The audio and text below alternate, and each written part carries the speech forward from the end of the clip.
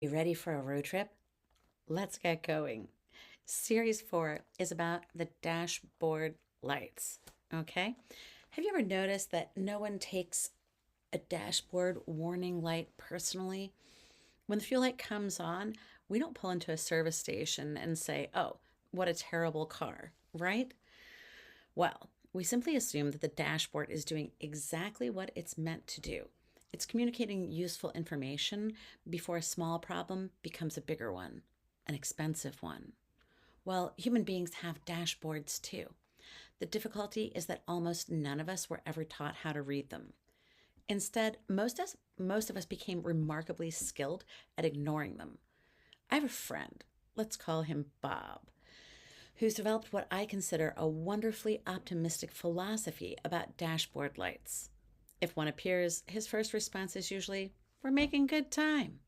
If the light stays on, he turns the music up. If it continues glowing or blinking, he becomes increasingly confident that it'll probably just work itself out. And if all else fails, he takes some duct tape and pastes over it so no one can see. Well, that's kind of funny because when we're talking about a car, it seems like a joke.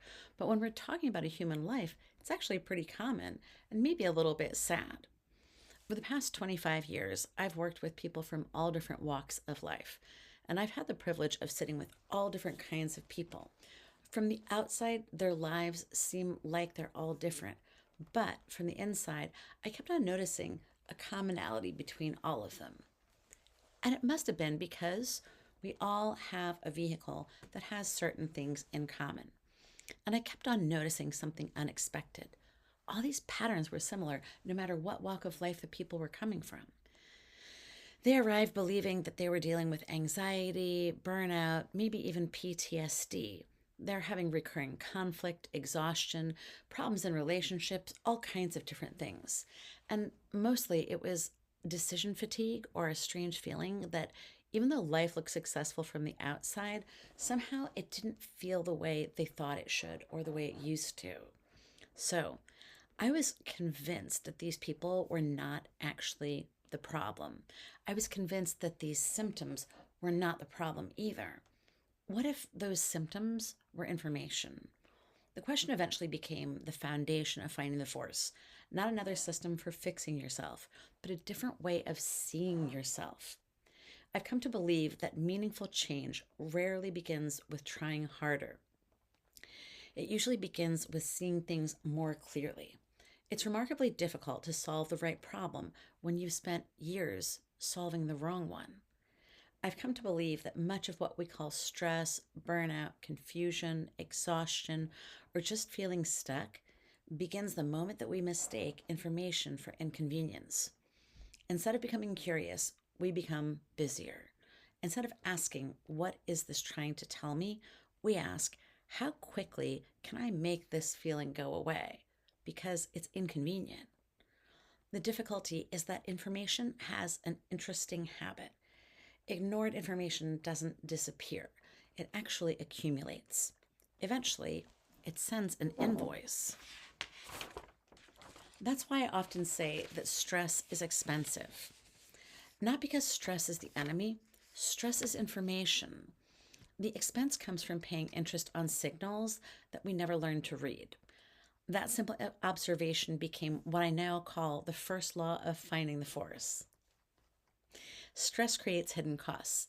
Hidden costs become resource leaks.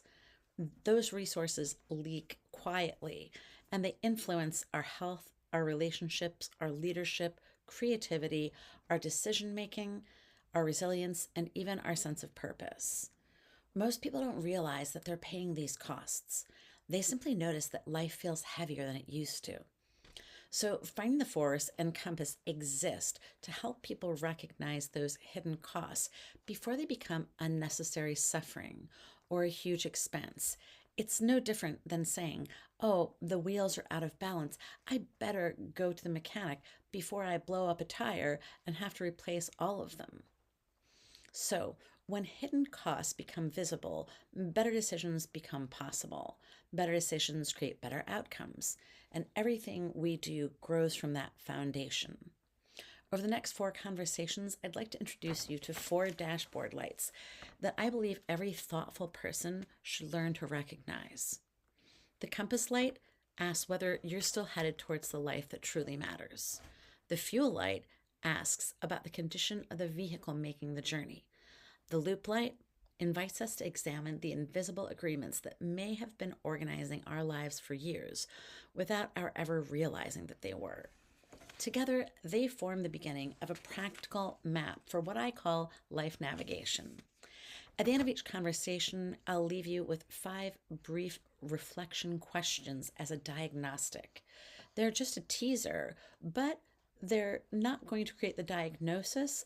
They're going to give you an idea of how the whole system works. They're just an invitation to observe yourself. Awareness isn't the destination, it's where navigation actually begins. One of the central questions behind finding the force isn't what's wrong with me, it's something far more useful. It's what might I not be seeing? If that question resonates with you, I'd encourage you to continue exploring the Compass framework. Compass is the map. It's where we begin learning to recognize hidden costs, identify resource leaks, understand recurring patterns, and navigate life with greater clarity and intention. Because when you understand the map, the journey changes. Thank you for joining me. I hope you'll stay with me throughout the series. After all, one dashboard light rarely tells the whole story. Learning to read the entire dashboard is where better life navigation begins. Bye for now.